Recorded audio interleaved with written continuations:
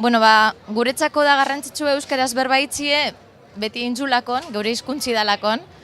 Ez dakigulakon bestera batera itzen, batez be umieri adibidez, nik ezintzati erderaz berbaen, ez toztu urteten.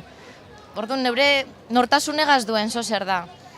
Ezta? Neure identidadi da, esate baterako.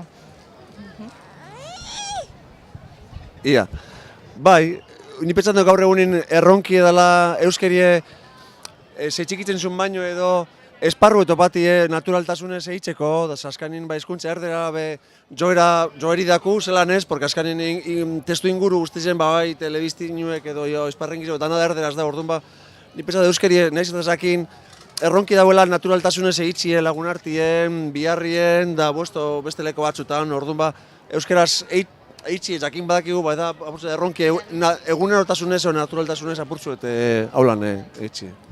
Eta batez be, kontuten okin bidune da, askotan sarritzen itzen du nagusizo geure artien erderaz, eta umiek hori entzun itzen dauie, eta batez be hori okitzi konturen, ez da? Eurek esentzuti hori erderie, ze eskara konturetuten bai, ostantzin gauz eureri beste alde batetik eruten, beste bide batetik, ez dako zentzunik eureri dirigiten garaniko itzie, euskeraz eta gero geure artin erderaz itzie, orduen apurtxoek koherentik esan bigara horretan eta danok bide baten bideratu.